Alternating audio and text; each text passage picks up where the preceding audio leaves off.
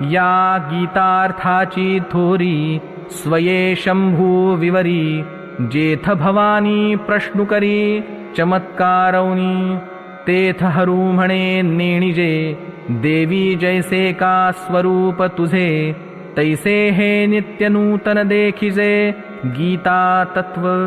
संत ज्ञानेश्वर महाराज म्हणतात, या गीतार्थाची थोरवी एवढी मोठी आहे की स्वतः भगवान महादेव शंकर त्याची स्तुती करीत असल्यामुळे देवी पार्वतीला आश्चर्य वाटून तिने महादेव शंकरांना भगवद्गीतेची थोरवी विचारली. तेव्हा स्वतः भगवान शंकर म्हणाले, हे देवी पार्वती, ज्याप्रमाणे तुझे स्वरूप पाहावे तेव्हा नित्य नूतन दिसत असल्यामुळे जसा त्या स्वरूपाचा थांग लागत नाही, त्याप्रमाणेच हे गीतातत्व देखील पाहावे तेव्हा नित्य नूतनच असते. जय जय रामकृष्ण हरी.